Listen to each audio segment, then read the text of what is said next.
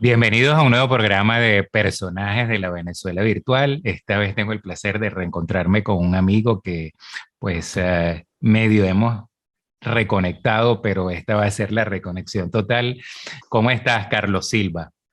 ¿Qué tal? ¿Cómo estás, Jorge? Un placer volver a hablar contigo y bueno, de aquellos tiempos en Viena, ya hace unos cuantos años, no vamos a decir cuántos porque la Sí. gente empieza a sacar cuentas de la edad y no nos conviene. Bueno, yo tenía cabello y no tenía barba blanca y tú, por supuesto, no tenías canas ni lentes.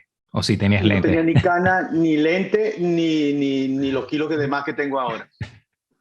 Sí, bueno, ahí el tiempo deja sus huellas, pero también mejora en muchas cosas, ¿no? O sea que Exactamente, sí. es- es- Exactamente. esa es, Eso totalmente. esa es una de las cosas que yo estoy siempre, digamos, consciente de que pues el tiempo que tenemos y la edad que tenemos es lo que tenemos, lo demás no, ya no existe y esa, digamos, hay que disfrutar lo que uno tiene, no lo que tuvo. Claro, ¿no? De hecho, yo siempre pienso, qué lástima que no sabía ayer lo que hoy sé. Sí. Porque hoy tienes muchas más herramientas para todo, para enfrentar la vida, para tu desarrollo profesional, para lo sentimental, todo es mucho más fácil. Sí, mira, bueno, estás en Florida, ¿no? ¿Estás en qué Exactamente, parte? estoy en Miami. En Estoy en Miami. Miami, sí. Y tienes, bueno, por supuesto, te fue más fácil porque ya tenías experiencia viviendo en el extranjero y ya, pues me imagino que también la cuestión de idiomas lo tenías más asentado, todo lo que es uno, aunque en Miami se puede todavía algunas cosas en español, pero me imagino que muchas cosas también en inglés. Pero en general, digamos, lo principal para cuando uno sale la primera vez es enfrentarse a la primera vez y ya para ti no era la primera vez.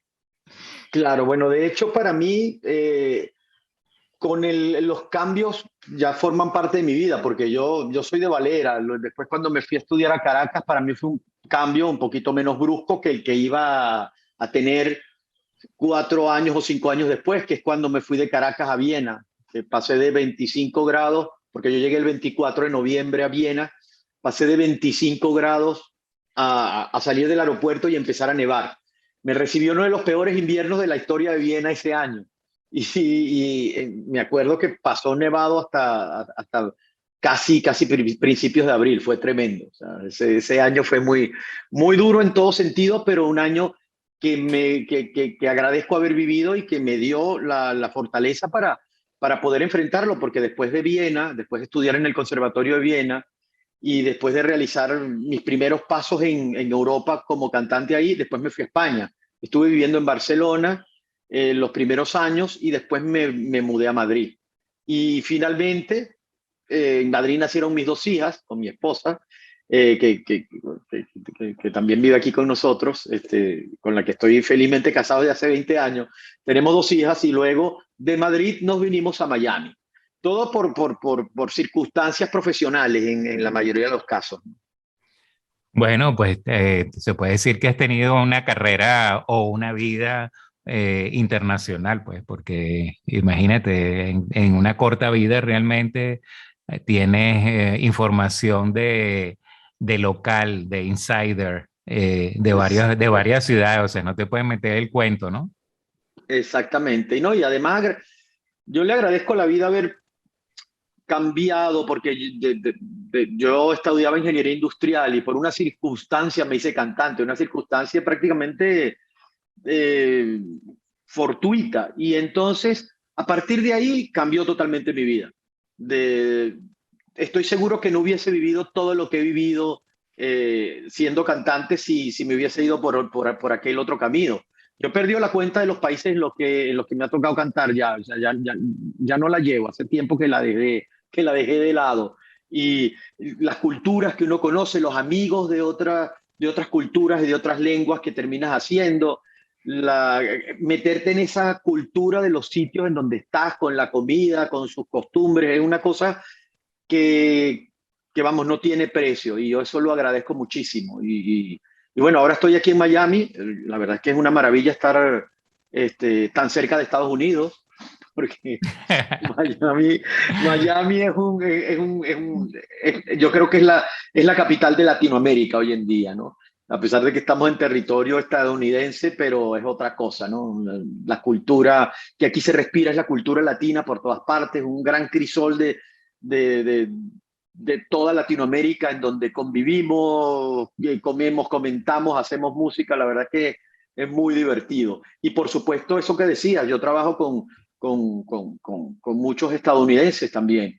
Y obviamente no solo tienes que manejar el idioma, sino manejar los códigos y a la vez entender la manera distinta que cada cultura tiene de ver y de interpretar la música, porque hay puntos en común, pero también hay cosas que son muy particulares y la verdad es que yo estoy aprendiendo muchísimo. Bueno, yo digamos que pues más o menos creo que nos hemos medio seguido en Facebook, pero me hice más consciente de ti hace poco cuando vi algo que habías hecho con Karina Ah, y dije, sí. bueno, pero ¿qué pasa? Que este anda alborotando el avispero por allá por Miami. Bueno, eso fue una cosa muy curiosa porque Karina necesitaba un tenor para cantar un espectáculo que se llamaba Israel, no recuerdo ahora el subtítulo, pero era de música judía, ¿no? Donde ella, eso lo había grabado ella con algunas canciones con su papá, de las que hicimos allí, y otras las grabó con su hermano, me parece. Y entonces, no, las grabó con otro cantante, con otro tenor.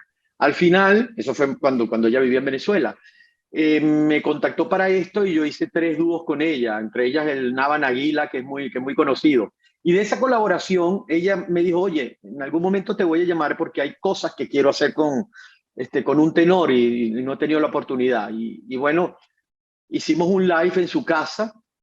eh, Eso fue, creo que en el 2020, exactamente, sí, porque año ya duro de la pandemia, que estábamos todos encerrados.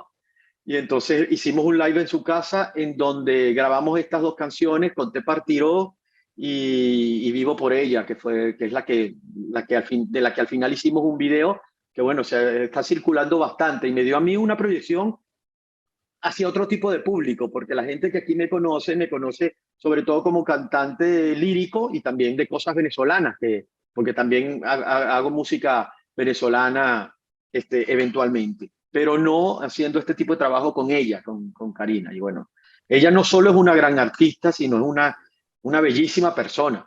Y bueno, la verdad es que yo le tengo muchísimo cariño y tenemos una muy bonita amistad. Sí, bueno, tiene algo así que transmite esencia humana, pues en esos live se nota que es una persona pues que está ahí también como todos nosotros tratando de llevar la vida, ¿no? Que Sí, eso nos ha dado un poco esto de las redes sociales, esa posibilidad de entrar en algunas digamos, salas en algunas casas y sentarnos con personas prácticamente como si estuviéramos de té a té y bueno, ha hecho más llevadera las encerronas, ¿no? Que nos hemos sí, la pegado. verdad que sí. Yo creo que a pesar de lo duro que ha sido esto, de lo trágico, porque yo he perdido unos cuantos amigos y conocidos con la pandemia, algunos colegas, no ha sido nada fácil. A pesar de todas estas circunstancias, la pandemia también ha servido para que uno se reinvente incluso en su propia profesión. Yo aproveché la encerrona para desarrollar aspectos de mi profesión que no tenía, que había dejado de lado porque no había tenido el tiempo, porque las circunstancias eran distintas. Comencé a arreglar, comencé a tocar más el piano y eso la verdad es que me ha dado hasta ediciones de video, me ha tocado hacer de muchas cosas, ¿no? Eso me ha dado como una perspectiva un poco más amplia. Y ahora hay que tener la perspectiva más amplia porque perdón, la vida cambió radicalmente. Ahora las cosas son diferentes, las expectativas son diferentes, la aproximación de las personas hacia la vida laboral incluso es distinta.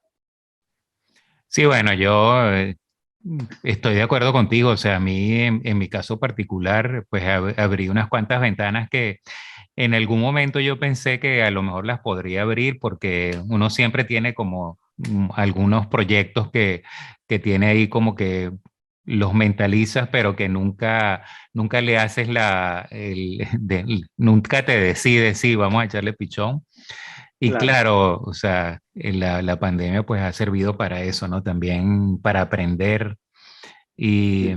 y bueno, yo soy de las personas que pienso que los medios sociales son libres todavía, a pesar de que, bueno, hay cierta, como quien dice, orquestación quizás de los dueños de las aplicaciones, pero siguen siendo libres desde el punto de vista de que si uno se mantiene en un área relativamente neutral y culturalmente Sí, aceptable, pues tienes muchas formas de expresión y eso hay que aprovecharlo, ¿no? claro, claro, claro, eso es importante. Y sobre todo para conectarnos a nivel profesional, a los músicos nos ha pegado muchísimo porque los espacios nuestros se cerraron totalmente. Y a pesar de que la gente se llevó la música a su casa, para nosotros ha sido muy difícil, nos hemos tenido que reinventar de cómo hacer esa música, no solo por el aspecto de que ya no estamos tocando uno con el otro, sino porque la conexión en Internet tiene lo que se llama una latencia, un delay. Entonces, si yo canto aquí acompañado por un cuatro que está en otro lugar, el sonido mío a él le llega tarde y viceversa. Entonces, cuadrar eso es muy difícil. Se han tenido que inventar aplicaciones nuevas para ensayar en conjunto. O yo hago un video, te lo mando, luego tú le pones la música por otro lado con lo que escuchas. No ha sido nada sencillo.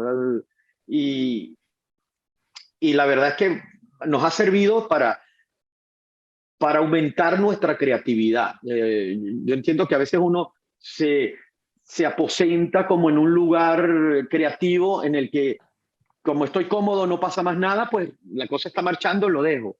Pero a veces ocurren estas cosas que te hacen renovar la manera en la cual tú vives tu profesión, ¿no? Y a nosotros nos pasó y la verdad es que es una herramienta más al final. Mira, bueno, por lo que entendí de los intercambios de mensajes que hemos tenido, está dando clase también, ¿no? Sí, también doy clases. Y usas los sistemas estos online o no? Los he utilizado, sí, los utilicé sobre todo en la parte más dura de la pandemia, porque tengo alumnos de diversas edades. Hay alumnos adultos a los que les doy exclusivamente clases de canto. Eh, ellos son, eh, ahora ellos vienen a mi casa, pero antes de eso teníamos que hacerlo por vía digital. Y luego tengo unos alumnos más jóvenes, son niños de lo que se llama aquí elementary school o middle school, que son escolares de primaria, pues como diríamos nosotros. Estos escolares a los que atiendo los atendí en una escuela, en una academia de artes escénicas. Cerró, por supuesto, con la pandemia y nos tocó hacer todo por Zoom. Y la verdad es que era un reto porque primero la circunstancia esta famosa del delay, de la latencia de Internet, que lo que yo toco aquí no es lo mismo que ellos pueden hacer allí. Luego, cuando son 4 o 5 a los que le estoy dando clase, una clase de canto colectiva, ellos no pueden cantar al mismo tiempo porque las aplicaciones digitales solo toman una de las voces. Entonces no era nada sencillo, pero sí, la llegué a utilizar. Nos inventamos varias maneras de hacerlo.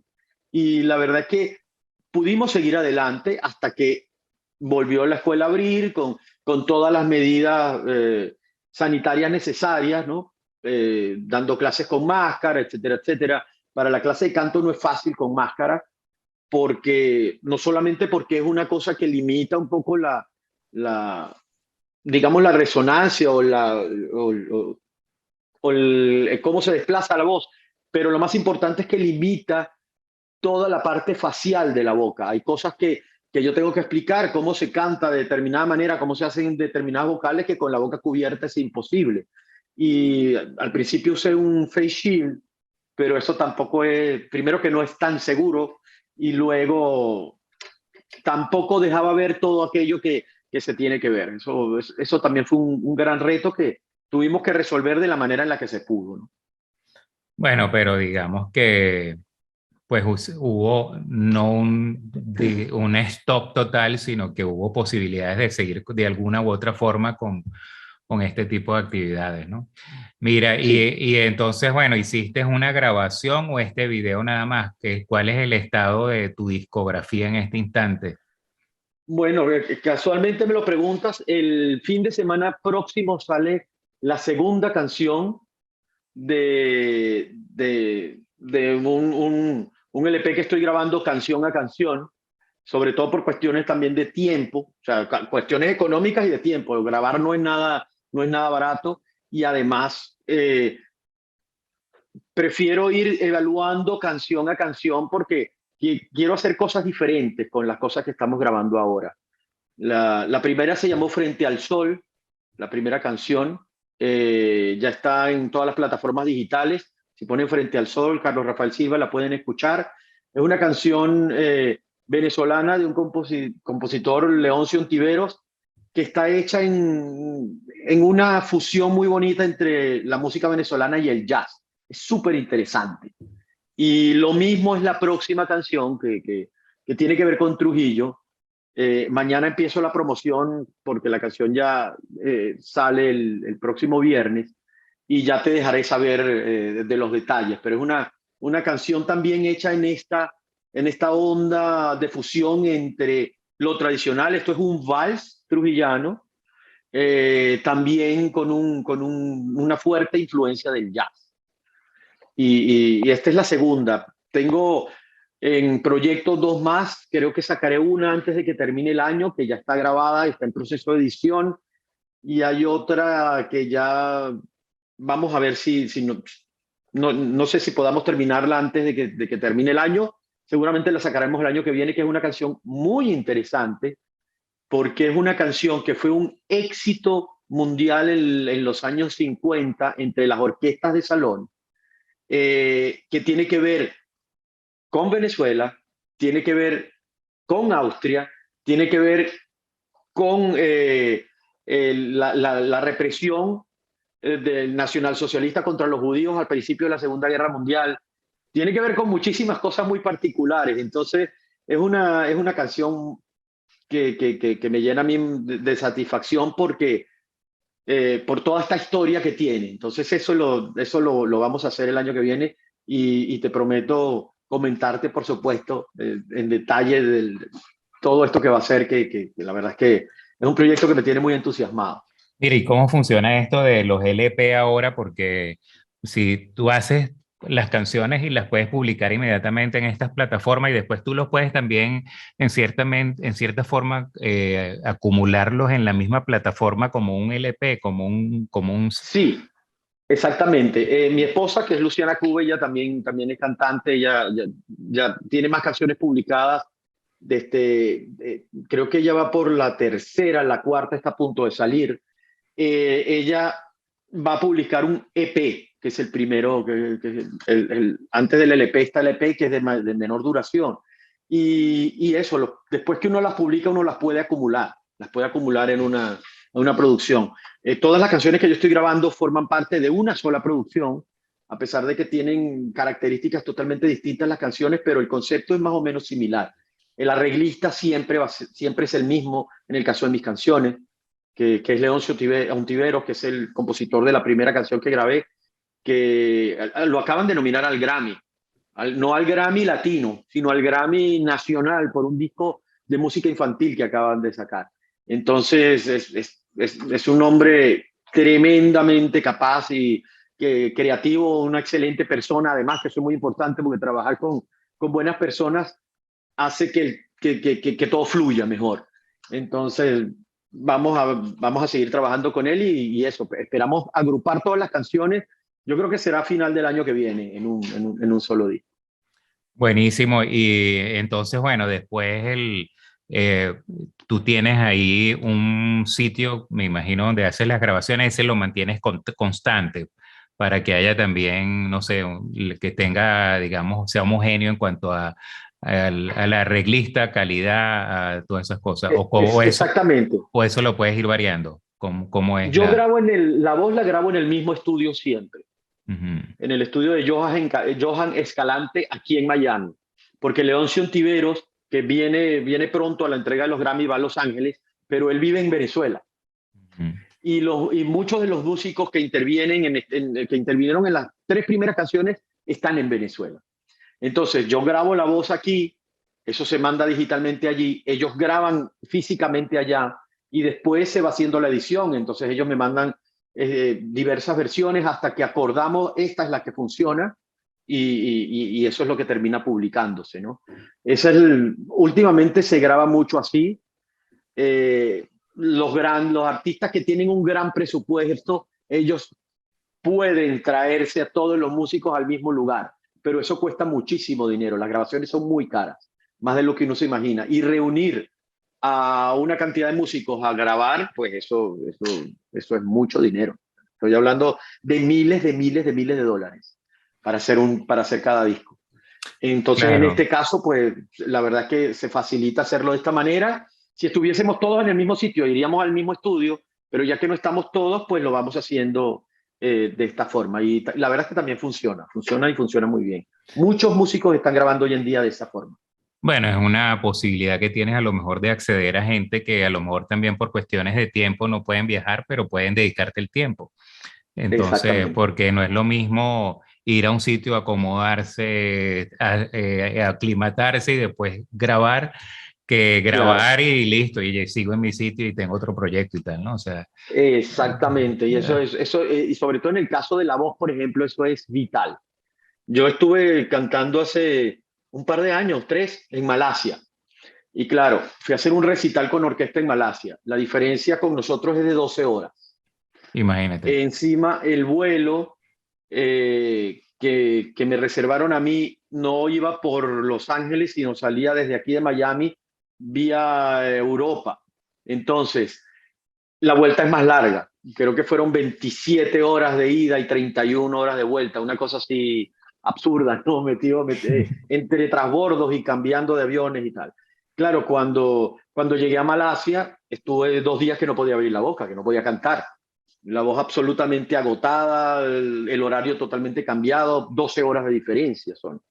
Entonces, eso uno lleva un tiempo en acostumbrarse, el cuerpo tarda en aclimatarse y cuando finalmente me aclimaté, pude hacer un ensayo decente con la orquesta, porque encima llevaba un programa súper exigente y sin pausas. Hicimos todas las canciones de arriba abajo y la verdad es que salió muy bien con un director venezolano que es Joshua Dos Santos, que es excelente, y la Orquesta Filarmónica de Malasia, que tiene la sede en Kuala Lumpur, que también es una orquesta increíble, una orquesta, vamos, top.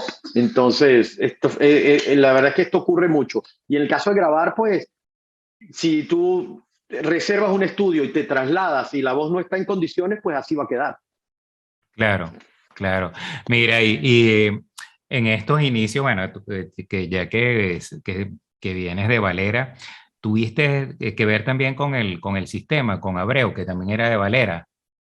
Sí, a O, ver, Abreu tiene bastante que ver en mis inicios, sobre todo, y en una parte, porque cuando yo decidí estudiar música, quería estudiar en el Conservatorio Simón Bolívar, que además formaba parte del sistema. Y para eso necesitaba una beca, porque los estudios de música son estudios, la gente cree que es una cosa muy sencillita y no, son estudios muy complejos que requieren muchísimo tiempo, sobre todo cuando uno no empieza desde niño. Yo empecé relativamente tarde a dedicarme al canto lírico y requería disponer de todo el tiempo posible. Para mí no era factible trabajar y encima estudiar en el conservatorio. Entonces, el doctor Abreu fue casualmente a Valera cerca de esa fecha en la que yo decidí ser cantante y me entrevisté con él. Y él me dijo, sí, ve, que nosotros te podemos ofrecer una beca. La beca era una cosa muy modesta, prácticamente simbólica, pero con eso me funcionaba para lo que yo necesitaba. Y entonces comencé a estudiar en el conservatorio que formaba parte de la orquesta Simón Bolívar, en donde había una playa de profesores y de músicos realmente estelar. Era una cosa increíble. Yo tuve la oportunidad de compartir con gente como William Alvarado, que fue mi profesor de canto, excelente cantante.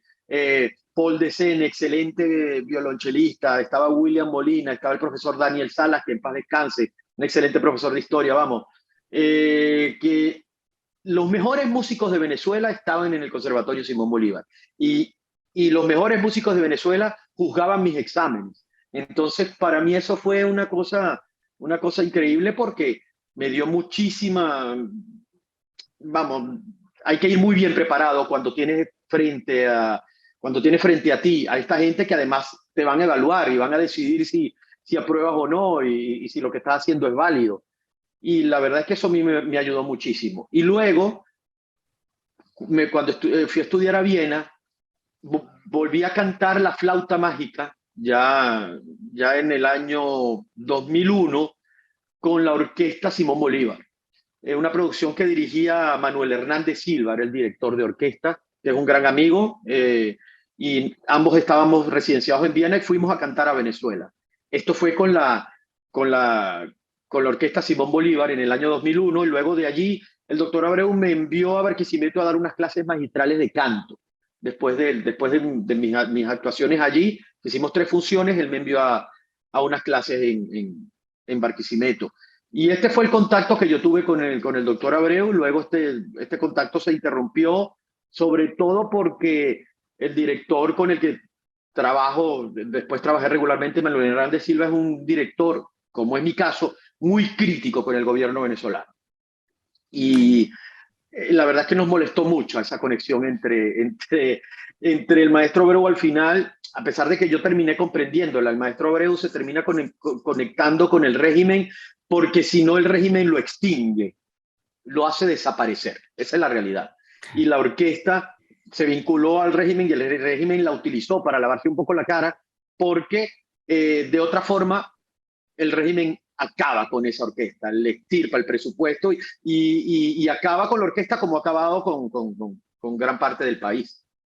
Sí, bueno, eso es un tema muy difícil, por ejemplo, en estos días con esto del concierto para romper el récord Guinness, ¿no? Entonces uno dice, bueno, por supuesto que es difícil uno no podría decir que malo que hayan 15.000 niños tocando, o jóvenes tocando, o personas tocando, pero por otro lado dice que malo que los manipulen y los pongan en una academia militar, que malo que los usen, que malo es, o sea, no te puedes terminar de alegrar de una cosa que es loable porque es la forma, o sea, es la... Claro, porque es un intento de lavado de cara, sobre todo, y no es casual el momento en el que se hizo. Hay una discusión abierta al respecto y hay artículos muy interesantes al respecto, pero no deja de ser algo similar a lo que hace en Norcorea, lo que se hacía en la Unión Soviética. La Unión Soviética lo hacía con los deportistas, ese número masivo de deportistas que al final intentaban lavar la cara de lo que ocurría adentro, que era un régimen en el que no había libertades. Lo mismo está haciendo el régimen venezolano con la orquesta. Los muchachos no tienen la culpa de nada y no solo eso. La música salva. Ellos al final, la música te da otra manera de afrontar la vida y otra manera de ver las cosas. Y yo creo que a mí me parece loable que lo sigan intentando y que sigan luchando. Pero bueno, tenemos el gobierno que tenemos. Esa gente nunca olvidarán ese momento que fue, me imagino, muy bonito para ellos. Y además de eso, bueno, un país que tenga tantos músicos siempre será un país que va a tener gente sensible, porque ser músico es ser empático con los demás que tocan contigo, es Claro. ajustarse a otra onda de conexiones, aprender a escuchar. Hay muchísimas cosas que justifican estar, por ejemplo, en un coro o estar en un grupo Claro. de estos. Bueno, sabes que en el coro, en los coros ocurre un fenómeno que es muy particular, porque cuando la gente canta en un coro, los latidos de los corazones de todos los integrantes terminan latiendo a la misma frecuencia, a la misma velocidad. Es una cosa increíble eso. Terminamos llegando a una conexión que es muy hermosa. Yo una vez escribí una cosa que se llamaba El tempo de Dios es perfecto, porque realmente al final, cuando compartimos un tempo, empezamos a olvidarnos de las cosas que nos separan y estamos buscando realmente las cosas que nos conectan a un nivel muchísimo más profundo. Y en el caso de esos muchachos, pues eso es una cosa muy valiosa para el resto de su vida. Y yo creo que ellos, eso, no solo ser músico, el arte en general, el arte nos salva. Lo único que diferencia al hombre ni siquiera de digo los animales, lo digo de una manera respetuosa, porque yo tengo mucho cariño a los animales, pero lo único que diferencia al hombre de los animales es la capacidad de hacer arte. Todos los animales, incluso algunos, como los monos, por ejemplo, manejan ciertas artes curativas, es decir, ellos pueden curar, ellos construyen cosas. En el caso de los pájaros tienen ciertas habilidades de ingeniería muy impresionantes, ¿no? Pero lo único que no tienen los animales, a diferencia, es el arte intencional, el arte consciente. Lo único que nos hace a nosotros hombres es eso. Yo desde hace tiempo lo veo así. Que hay gente que dice, eso no sirve para nada. Y con la pandemia se notó que decíamos, no, hay otras prioridades ahora. Sí, hay otras prioridades, pero sin artistas no estarías viendo Netflix, que necesita actores, no estaría escuchando la música que escuchaste, no estarías leyendo, no estaría eh, contemplando tantas cosas que se deben al arte. Entonces, al final, yo creo que siempre que uno se vincula al arte, se está vinculando a la parte más humana que tiene una persona. Sí, bueno, estoy totalmente de acuerdo contigo. Imagínate que todo fuera blanco y lo más fácil de limpiar o digamos un color que fuera, que no se ensucie y que, y que todo fuera, digamos, práctico, estandarizado y eso sería muy difícil porque sería una vida, no sé, muy demasiado triste, pienso yo. No Exactamente, tendrías por qué preguntarte qué es eso, que es aquello, claro, o sea, no hay, ya lo viste una vez, no lo necesitarías ver dos veces, pero exactamente. el arte te trae diversidad, y te trae cuestiones que también salen del ser humano y expresiones quizás de la parte interna del ser humano, ¿no? Que busca esa forma de salir, pues de manifestarse, ¿no? Claro, Y claro. Es así. Yo no recuerdo cuántas veces entré yo al Prado. A veces entraba a veces estaba cantando muy cerca del Prado o algunas veces en la iglesia que está al cruzar la calle. Yo me acuerdo que muchísimas veces me escapaba solamente para ver el Jardín de las Delicias del Bosque.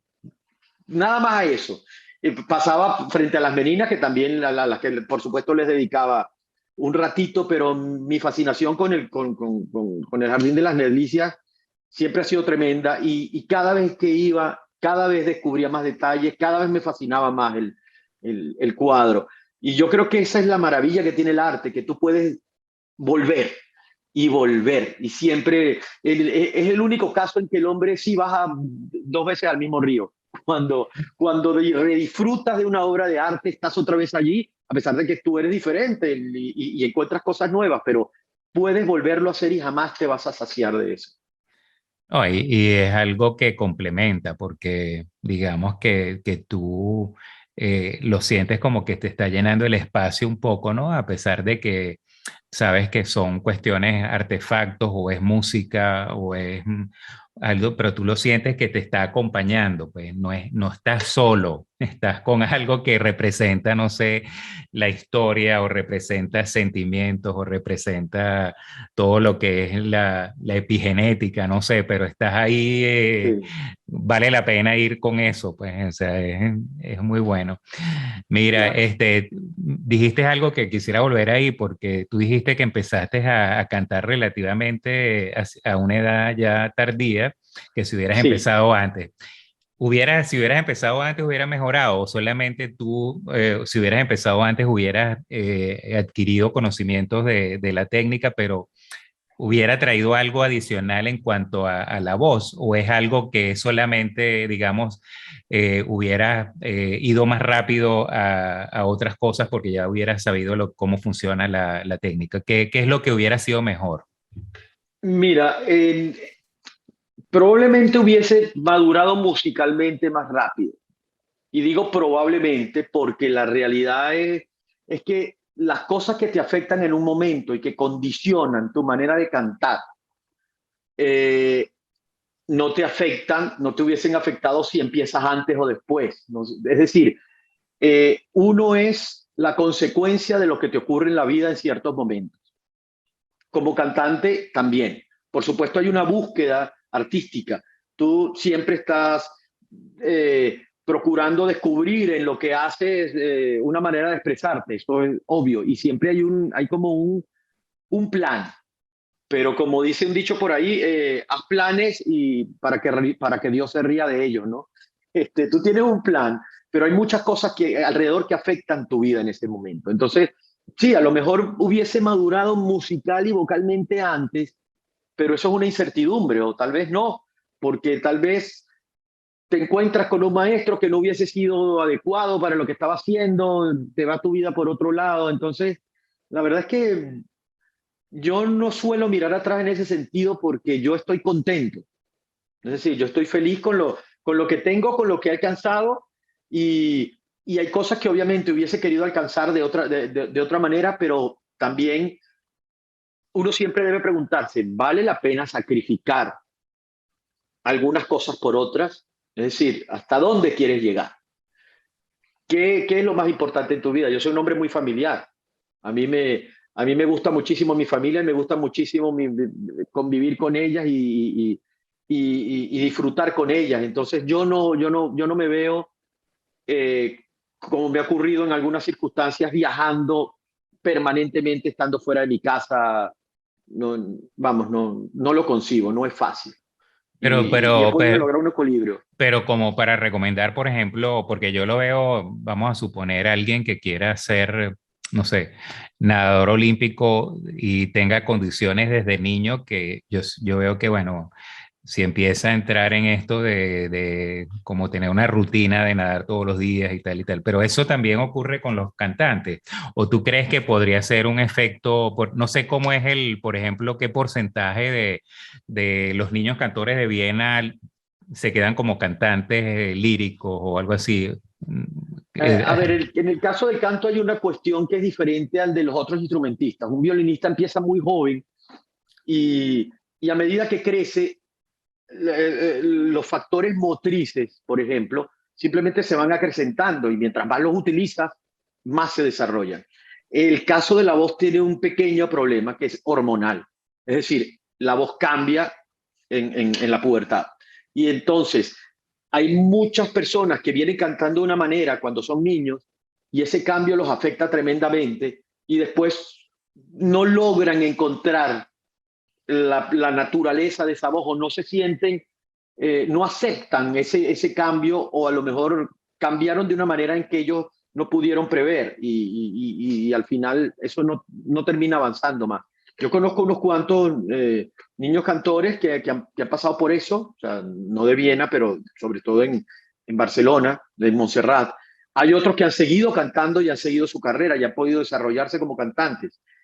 Es bastante relativo. Yo siempre recomiendo que un niño comience a aproximarse a la música desde muy pequeño y que siga estudiando sobre todo piano, sobre todo la teoría musical, porque eso lo va a necesitar siempre y eso no va a variar con los años.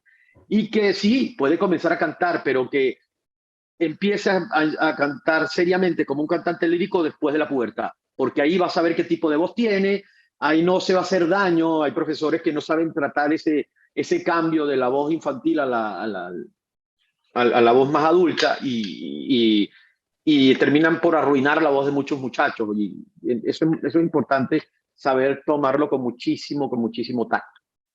Bueno, esto también aplica para las niñas, me imagino, porque estamos hablando como de niños, pero es para Sí, niñas y o sea, niños. niños Aplica y niñas, niños y exactamente. niñas, ¿no? O sea, Exactamente, es la misma cosa.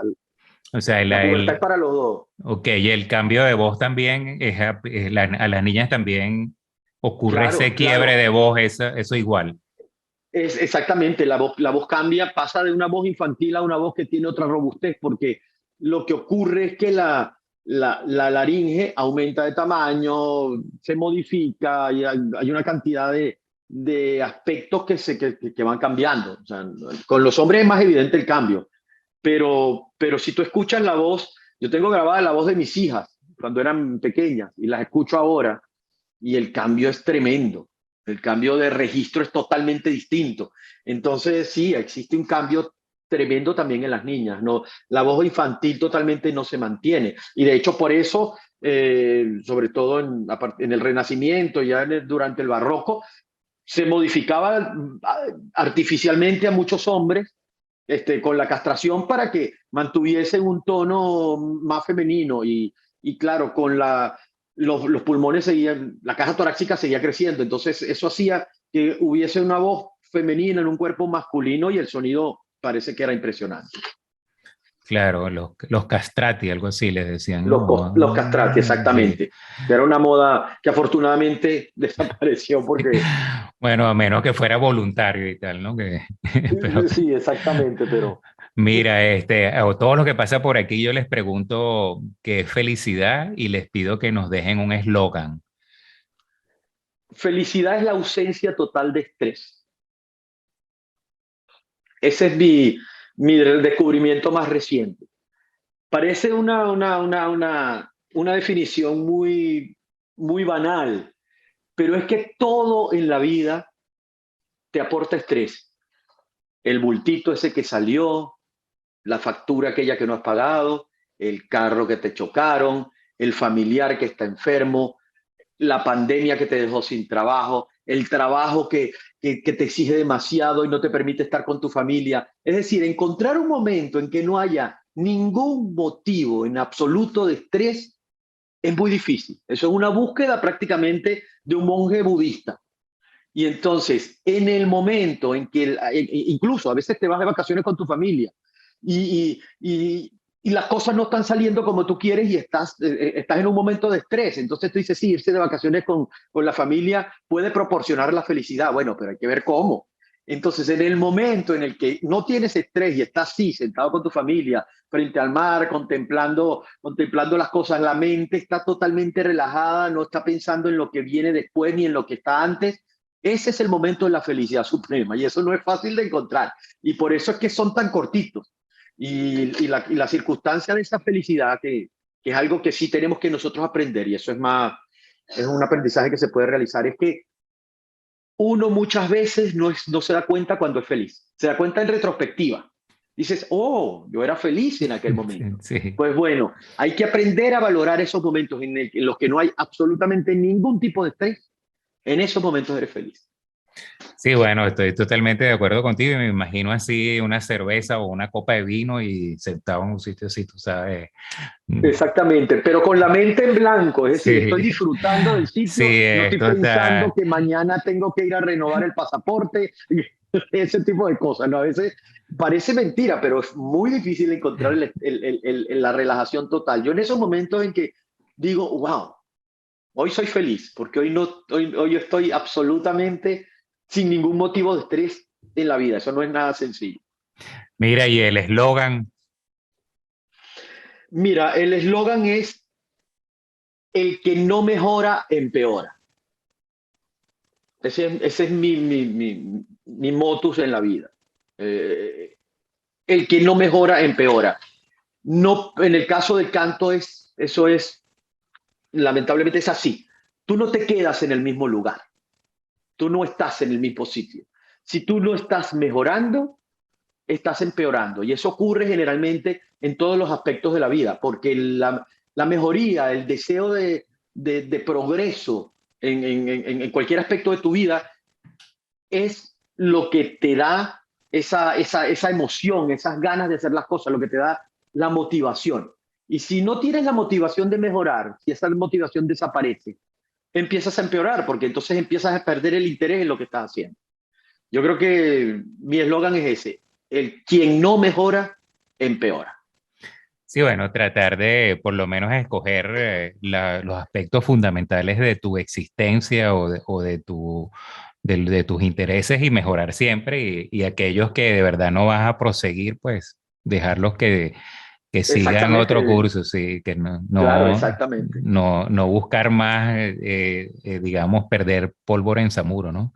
Exactamente. Es así, Mira, es así. me encanta hablar contigo, me encanta, bueno, Igualmente, Jorge, un que placer y gracias por esta estemos, entrevista, esta conversación. se me había olvidado esa forma tan amena de conversación que tienes, esas Bueno, sonrisas y bueno, eres una persona realmente que pues transmite que amas lo que haces y que estás entusiasmado, ¿no? En la vida y esas cosas, ¿no? no, y es Eh, muy importante reencontrarme contigo por tantos recuerdos que tenemos de lo que compartimos allá en Viena, aquel concierto del cual el, tú fuiste artífice en la OPEC, un concierto. sí, sobre la obra de Juan Bautista Plaza, ¿no? Exactamente, entonces, bueno, son tantas cosas y tantos recuerdos y tú formas parte de ese recuerdo. Afortunadamente no recuerdo porque ya te reencontré otra vez por allí, Sí, de Viena y de esa época de estudiante tan bonita y tan productiva y tan deliciosa. y que han pasado poquitos años, pero creo que eso no era todavía el 2000. Sí, exactamente, Un naguará, exactamente. No, sí, un- no era el 2000, no, no para sí, nada. un naguaracito. Mira, Sí, bueno, bendiciones, que termine, por supuesto, de cerrar este año lo mejor para ustedes y para ti. Y bueno, el año que viene y los que quedan, que sean así, siempre mejorando y mejorando y mejorando. Y bueno, estás en un sitio que a lo mejor nos vemos algún día porque por Miami pasa uno, aunque sea por equivocación. pues no dejes de avisar, que será bienvenido aquí en nuestra casa. Este, y por favor, no dejes de avisar porque también me gusta. Ahora me va a tocar entrevistarte yo a ti y que me cuentes qué es de tu vida. Va a tener que Bueno, hacerlo en otro momento. claro, mira, bueno, y aquí por supuesto, si alguna vez pasas por aquí por Viena, yo sí me quedé aquí anclado y bueno, pues hago mis salidas y regreso, pero este Bueno, ya Viena como, es una de las mejores ciudades del mundo para vivir. O sea, sí, ¿cómo no quedarse? sí, bueno, cumplí 30 años aquí, así que imagínate, ya Claro, eso claro, es es. bastante. Bueno, fuerte abrazo, Un abrazo, feliz Jorge. de todo, Y Navidad, para ti Año también. Nuevo, etcétera. Feliz Y cumpleaños. seguimos en contacto. Muchas Chao, pues, gracias. Un abrazo. chao, pues.